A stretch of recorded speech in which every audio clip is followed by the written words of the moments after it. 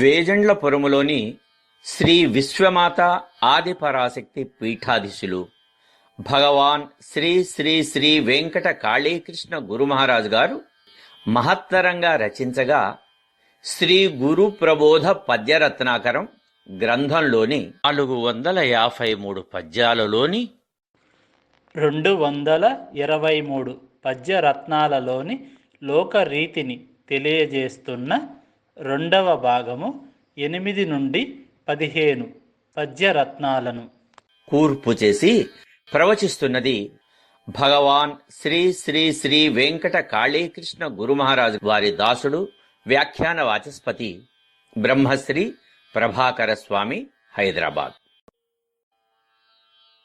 భువిని గట్టుకొన్న భవనముల్ కూలును, శాంతి ప్రేమ క్షమలు శాశ్వతము. భువిని కట్టుకొన్న భవనముల్ కూలును, శాంతి ప్రేమ క్షమలు శాశ్వతము.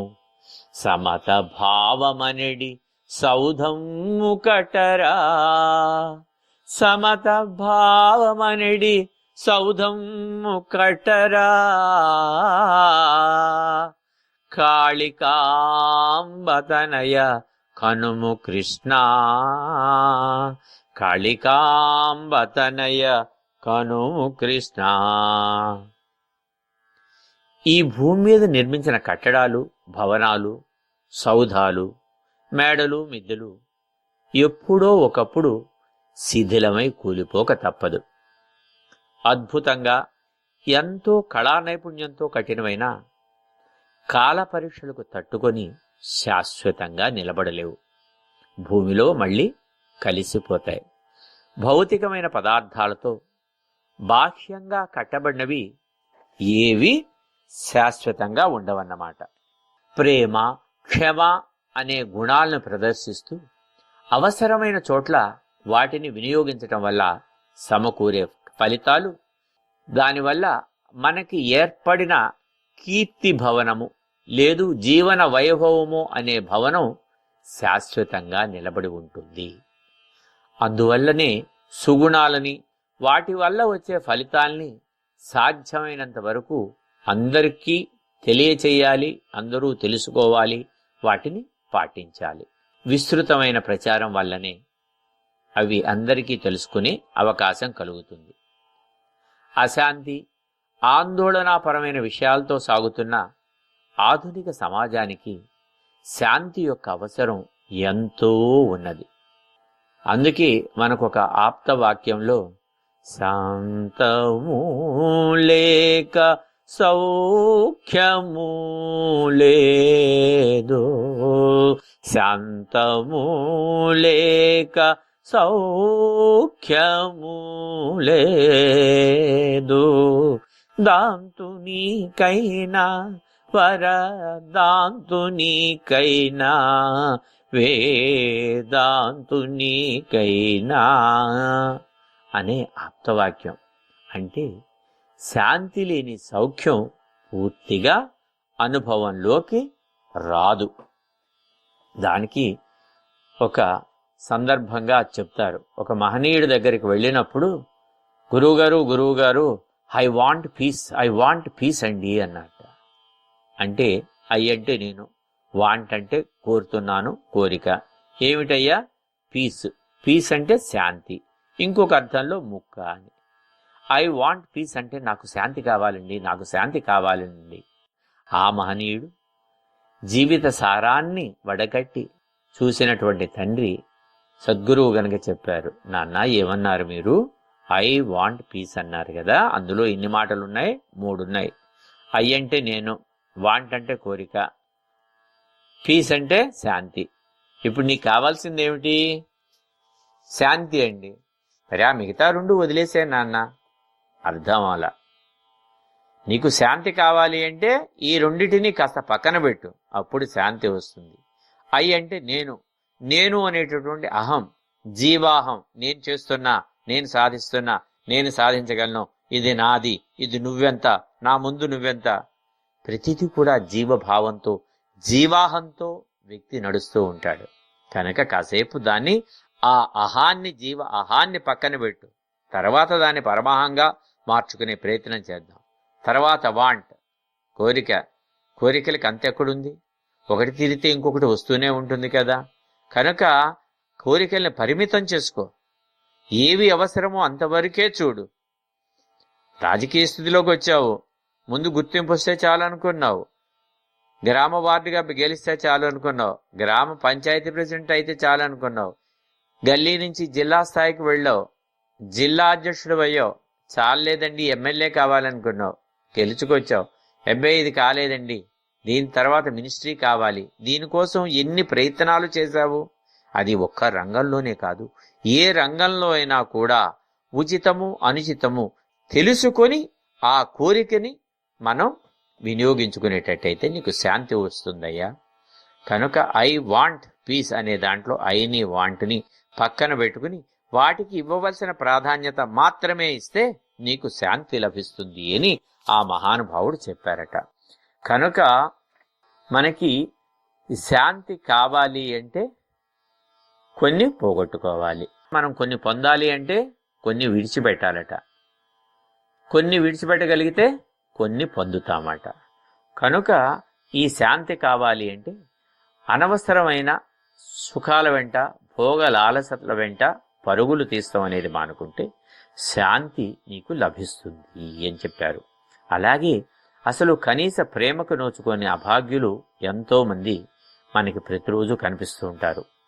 అలాంటి వాళ్ళ మీద ప్రేమ చూపిస్తూ వారి స్థితికి కారణమైన పరిస్థితులను తెలుసుకుని ఓదార్చి వారికి ధైర్యం చెబుతూ ఉండాలి. అప్పుడు వారి దైన్యం కొంతైనా తీరుతుంది. అంటే మన ప్రేమని వారికి పంచుతున్నాం, మన ఆత్మీయతను ఆప్యాయతనే వారికి అందిస్తున్నాం. ఆ తర్వాత చేయగలిగితే వస్తు సహాయము, ధన సహాయము పరిస్థితిని అనుసరించి, వారి యోగ్యతను అనుసరించి, మన యోగ్యతను అనుసరించి మనం చేయొచ్చు. కానీ ముందు మనసు కష్టాన్ని చూడగానే ద్రవించేటట్టుగా, హీనస్థితిని చూస్తే జాలి కలిగేటట్టుగా, వారిని దరిచేర్చి అక్కుని చేర్చి ప్రేమించే స్థితికి ఎదగగలిగితే నీకు శాంతి కలుగుతుంది ఏం చెబుతారు. వారి దైన్యం కొంతైనా పోతుంది. తెలుసో తెలియకో ఎంతోమంది తప్పులు చేస్తూ ఉంటారు. అలాంటి తప్పుల్ని క్షమించే గుణం, ఓర్పు ఉండాలి. ఈ లక్షణాలన్నీ ఉన్నవారిలోనే సమతాభావం ఉంటుంది. ఈ సమతాభావంతో నిర్మించుకునే సౌధాలు అంటే మేడలు, మిద్దెలు, భవనాలు శాశ్వతంగా నిలిచి చరిత్రలో ఉంటాయి. అందువల్ల అశాశ్వతాలైన బాహ్య నిర్మాణాలకు మోజుపడకుండా శాంతి, ప్రేమ, క్షమ, దయ అనే సమతాభావాలు గల శాశ్వత నిలయాల్ని హృదయంలో కట్టుకోవాలి అని భగవాన్ శ్రీ శ్రీ శ్రీ వెంకట కాళీకృష్ణ గురు మహారాజుల వారు పై పద్యంలో సందేశాత్మకంగా తెలియచేశారు. విద్యలను నేర్చి విశ్వము తిరిగినా గర్వముండరాదు గనులకెప్పుడు. విద్యలెన్నో నేర్చి విశ్వము తిరిగినా గర్వముండరాదు ఘనులకెప్పుడు. గర్వ గజము కూల్చు ఘనజనములనైనా గర్వ గజము కూల్చు ఘనజనములనైనా కాళికాంబతనయ కనుము కృష్ణ. కాళికాంబతనయ కనుము కృష్ణ. తమ విద్యల్ని ప్రదర్శించటం కోసం ప్రపంచంలో అనేక ప్రదేశాలలో తిరిగిన గొప్పవారికి గర్వం ఉండకూడదు, గర్వం పెరగకూడదు. గర్వం అనేది మహమ్మారిలాగా తాను కూర్చున్న చెట్టుకొమ్మను తన చేతే నరికించేస్తుంది. ఉన్నత స్థితి అనేది జారుడు మెట్లు మాదిరిగా ఏమాత్రం అజాగ్రత్తగా ఉన్నా జారి కిందకు పడిపోతారు. అదేవిధంగా ఎన్నో విద్యల్ని నేర్చి పేరు ప్రఖ్యాతుల్ని గడించి తమ వైభవాన్ని ఘనతని చాటటానికి అనేక ప్రాంతాలు దేశాలు తిరుగుతూ ప్రపంచమంతా చుట్టి వచ్చేవారు ఆ నేర్చిన విద్యలకి తగిన విధంగా అణుకువని ప్రదర్శించాలి. అప్పుడే అందరూ బ్రహ్మరథం పడతారు. అలా కాకుండా తాము పేరు ప్రఖ్యాతులు సంపాదించామని, తమకెవ్వళ్ళూ సాటిరారనే గర్వంతో అహంకారంతో విర్రవీగుతూ ఎవ్వరినీ లెక్క చేయక సంచరించే వారికి గర్వభంగం తప్పదు.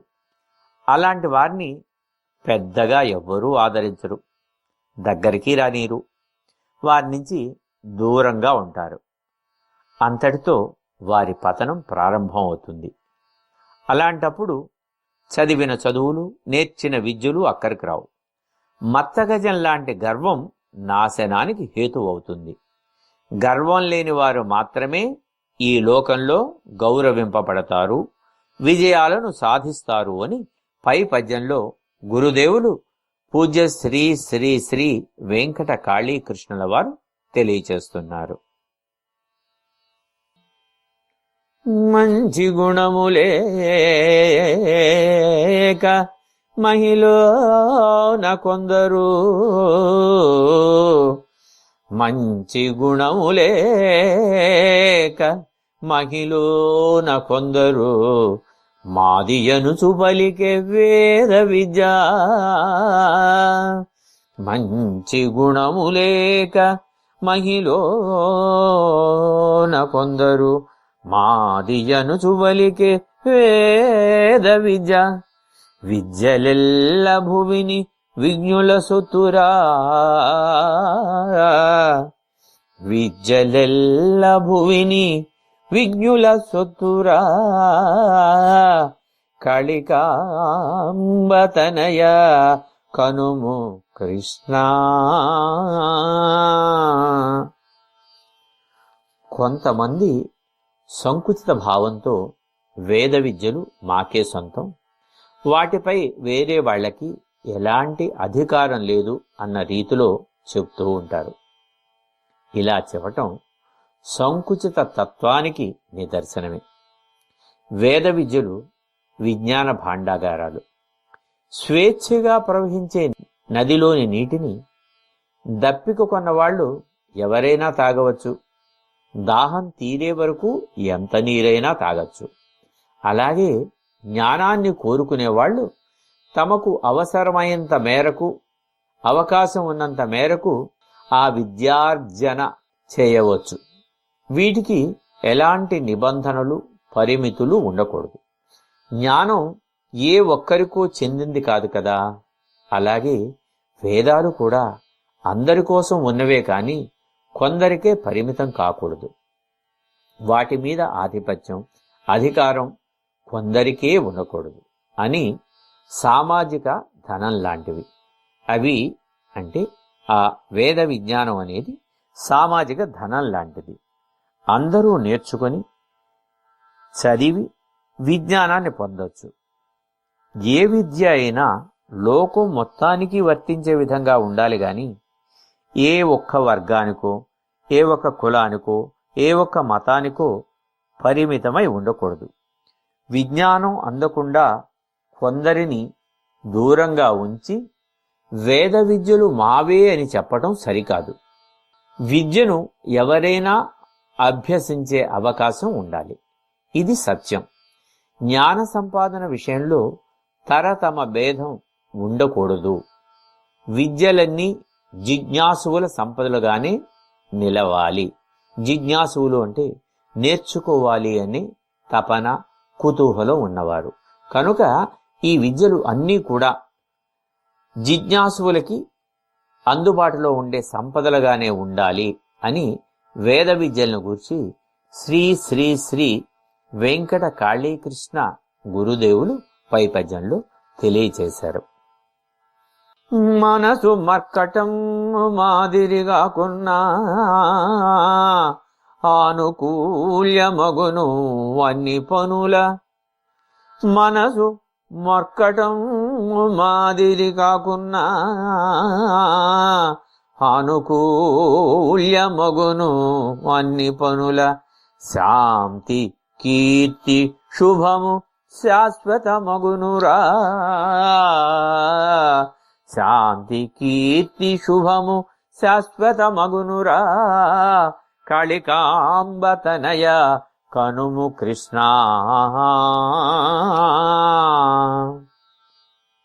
మనసు కోతిలాగా చంచలంగా ఉండకపోతే తలపెట్టిన పనులు సజావుగా అనుకూలంగా జరుగుతాయి.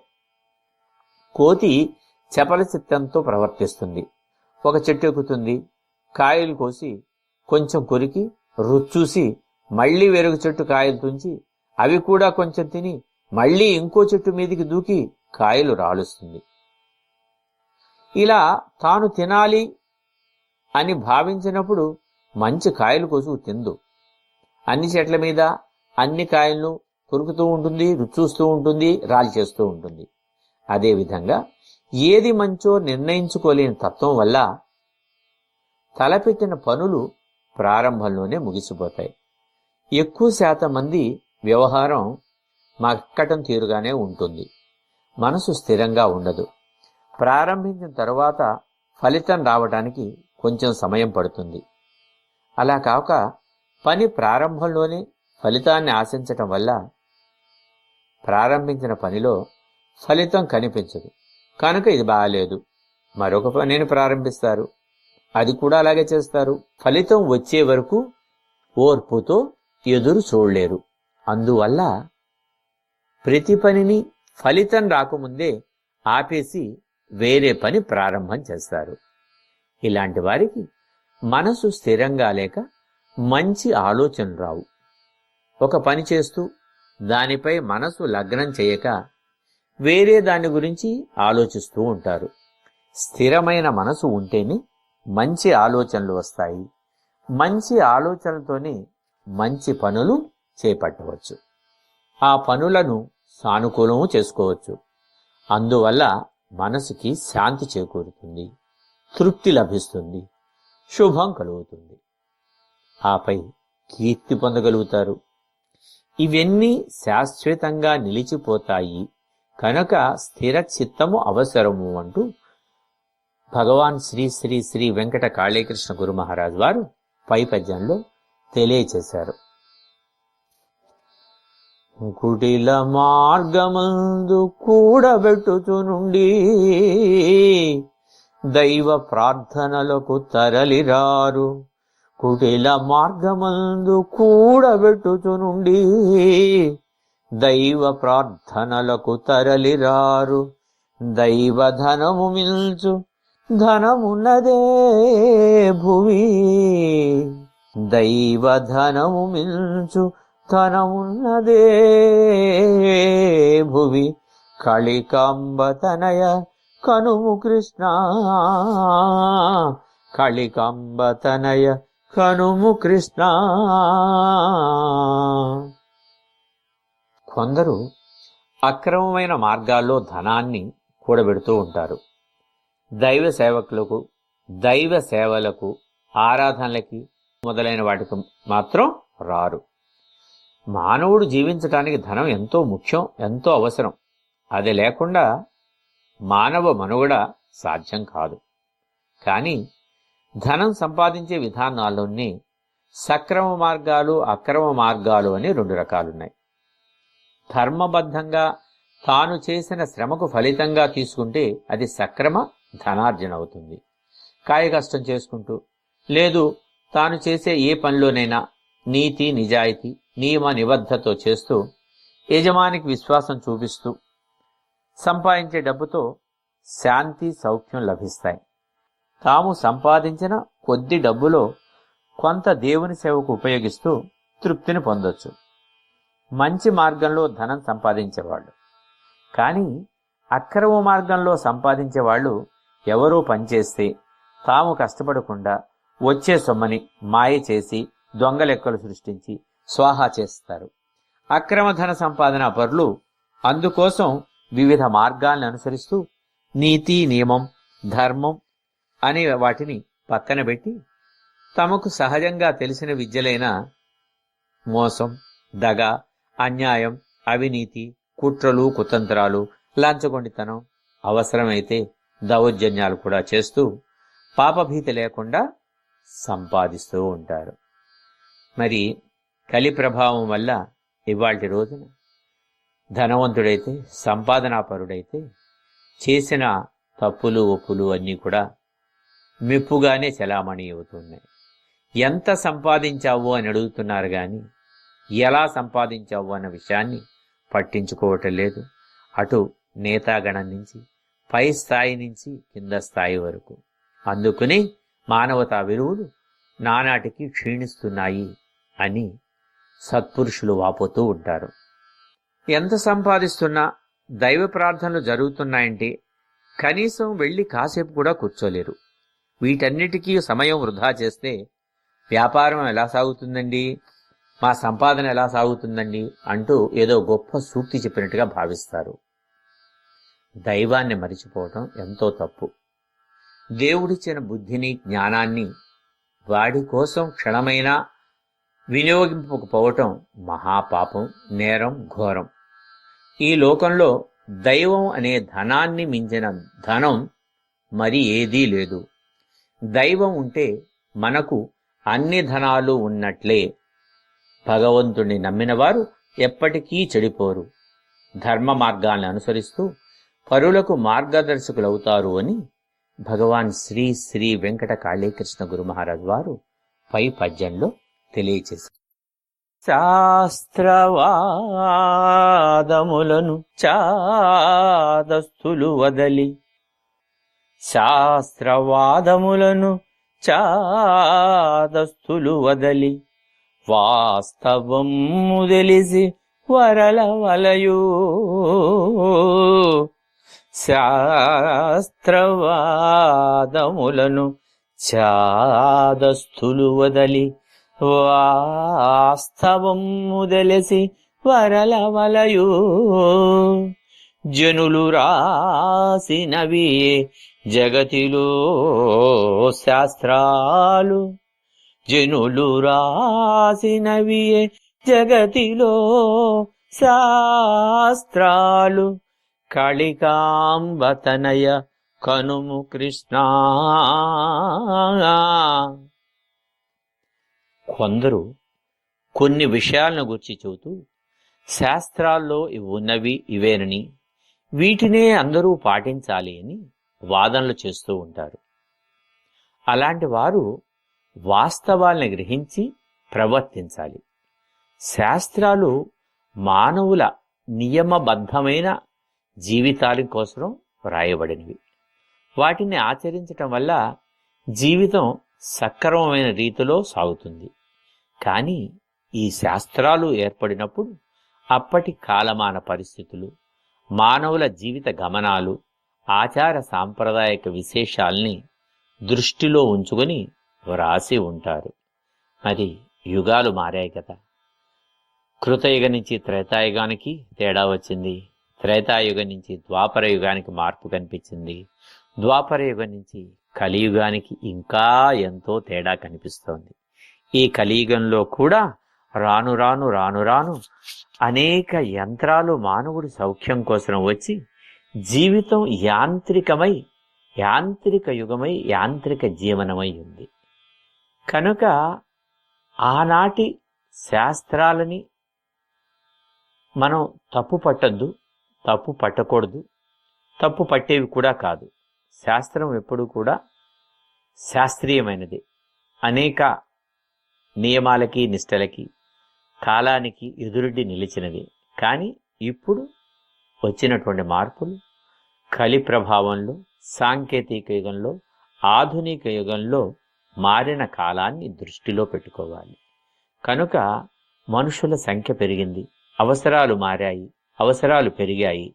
శాస్త్రకాలంలోని జీవిత విధానాలకి, ఆధునిక జీవన విధానాలకి ఇప్పుడు పొంతన కలవటం లేదు, కుదరటం లేదు. కనుక సత్యము, ధర్మము, మానవ జీవన విజ్ఞానాన్ని దృష్టిలో పెట్టుకుని నేటి విధానాలకు అనుగుణ్యమైనటువంటి విషయ రూపకల్పనలు జరగాలి. కేవల శాస్త్రవాదాలు వదిలిపెట్టి అంటే కేవలం శాస్త్రవాదాలతో సరిపెట్టుకోకుండా జీవన గమనానికి దూరంగా ఉండి నేటి జీవితాలను ప్రతిబింబించని వాదాలను మనకు అనుగుణ్యంగా మార్చుకోవాలి, లిఖించుకోవాలి. అంటే కొంతమంది ఉద్దేశం ఎట్లా ఉంటుంది అంటే పాతొక రోత కొత్తొక వింత అని చెప్తారు. అలా కాకుండా అమ్మా నాన్న పాతవాళ్లైనా ముసలివాళ్లైనా వాళ్ళు రోత వాళ్ళు కాదు, వారిలో ఉన్న ఉత్కృష్టత ఉన్నది. అయితే ఆ అమ్మా నాన్నల పాదసేవ, అమ్మా నాన్నలు ఆ రోజులో కాశీ చూడాలి అనుకుంటే కొడుకైనటువంటి శ్రావణుడు కాడిలో పెట్టుకుని తల్లిదండ్రులు మోసుకుని తీసుకువెళ్ళాడు నెలల తరబడి. ఇప్పుడు అవసరాలు లేవు కదా, కానీ అమ్మా నాన్నకి కాశీ చూపించాలనేది మూలధర్మం. The basic concept should never be forgotten అని కూడా ఇంకొక మాట చెబుతారు. బేసిక్ కాన్సెప్ట్స్ అంటే ఏమిటి? మూలధర్మాలు, మూలతత్వాలు. ఈ మూలతత్వాన్ని, మూలధర్మాన్ని మార్చకూడదు, వాటిని మరిచిపోకూడదు. అయితే ఇవాళ రోజున ఉన్నటువంటి విధానాల్ని, లక్షణాల్ని గమనించుకుని అందుబాటులో ఉన్న సౌకర్యాల్ని వినియోగించుకుని ఆ మూలధర్మాల్ని పాటించాలి. అదే మనం శాస్త్రాలని మనకు అనుగుణ్యంగా మార్చుకోవాలి, రాసుకోవాలి అంటే అర్థం. కనుక అట్లా రాయబడినటువంటి నియమబద్ధమైన విషయాలే రేపటికి మళ్ళీ శాస్త్రాలు అవుతాయి. భవిష్యత్ కాలానికి ఇప్పుడున్నటువంటి పరిస్థితుల్ని జోడించి ఈ సాంకేతికతను, లేకపోతే మారుతున్న అనుకూలమైనటువంటి విధానాల్ని, అంటే పాజిటివ్ విషయాల్ని జోడించి మనం రాసుకోవటం వల్ల, ఏర్పరచుకోవటం వల్ల అవి భవిష్యత్ కాలానికి మళ్ళీ శాస్త్రాలుగా అవుతాయి. వాస్తవాలకు పొంతన లేకుండా ఎక్కడో దూరంగా ఉన్న అంశాల్ని మనం మార్చుకోవాలి అని పై పద్యంలో పూజ్య శ్రీ శ్రీ శ్రీ వెంకట కాళీకృష్ణ గురుదేవులు తెలియచేశారు. పాపపుణ్యవర్గ ఫలితమనుభవింప జన్మమెత్తినారు జనులు ధరణి. పాపపుణ్యవర్గ ఫలితమనుభవింప జన్మమెత్తినారు జనులు ధరణి. అనుభవించి తీరు ఆది కర్మమును కాళికాంబతనయ కనుము కృష్ణ. పాపపుణ్యాల ఫలితాల్ని అనుభవించటానికి ప్రజలు లోకంలో జన్మిస్తారు. తాము పూర్వం చేసిన కర్మలను తప్పనిసరిగా అనుభవించవలసి ఉంటుంది. చేసిన పనికి తగిన ఫలాన్ని కర్మఫలం అని చెప్పుకోవచ్చు. పని చేసిన తర్వాతే ఫలితం నిర్ణయించబడి మన పేరున రాయబడి ఉంటుంది. దాన్ని మనమే పొందాలి. చూడండి, కూలి పనివాడు రోజంతా పనిచేస్తే ఆ పనికి తగిన ప్రతిఫలం అంటే మజూరి లేదా కూలి డబ్బులు సాయంత్రం పని ముగించిన తర్వాత ఇస్తారు, కానీ పని చేయకముందే ఇవ్వరు. అలాగే నెల జీతగాడు నెలంతా పనిచేస్తే దానికి తగిన జీతం మరుసటి నెలలో వస్తుంది. ఆ నెల మొత్తం ఉద్యోగం బాగా చేస్తే జీతం సక్రమంగా వస్తుంది. పనిలో నిర్లక్ష్యం వహిస్తే జీతంలో కొన్ని మార్పులు ఉండొచ్చు. ఇది ఎవరు పని చేస్తే వారికే వర్తిస్తుంది, కానీ మనం పని చేస్తే పక్క వారికి వర్తించదు అన్నదానికి సంకేతమే. అదేవిధంగా కర్మానుగుణంగా ఫలితాలు ఉంటూ ఉంటాయి. అందువల్ల ప్రతివారు తాము చేస్తున్న పనుల యందు జాగరూకత వహించవలసి ఉంటుంది. మంచి పనులు చేయటానికి మన పెద్దలు ఏర్పరిచిన మార్గదర్శకాలను తెలుసుకొని పాటించటానికి ప్రయత్నించాలి. మేలు కలిగే పనులు చేయటం వల్ల ఫలితం లభిస్తుంది, పుణ్యం. పుణ్యం అంటే మంచి శుభకరమైన ఫలితం. అలా కాక కీడు కలిగే పనులు చేస్తే లభించే ఫలితం పాపం. పాపం అంటే దుఃఖకరమైనది, బాధాకరమైనది అని చెప్పుకోవచ్చు. నెల జీతం మాదిరిగానే మానవుడి జీవితం మొత్తాన్ని ఒక ప్రామాణికంగా లెక్కించి అందలి పాప పుణ్యాలను వచ్చే జన్మలోకి తిరగరాయటం జరుగుతుంది అని భావించాలి. అందుకే ఏ ప్రాణికి హాని కలిగించని రీతిలో అందరూ ప్రవర్తించాలి. పూర్వజన్మలో చేసినవి ఈ జన్మలో, ఈ జన్మలో చేసేవి వచ్చే జన్మలో అనుభవించవలసి ఉంటుంది. కనుక దీనిని గమనించి అందరూ యోగ్యమైనటువంటి పనులను సత్కర్మలను చెయ్యాలి అని పై పద్యంలో గురుదేవులు పూజ్య శ్రీ శ్రీ వెంకట కాళీకృష్ణుల వారు ఇచ్చినటువంటి సందేశం.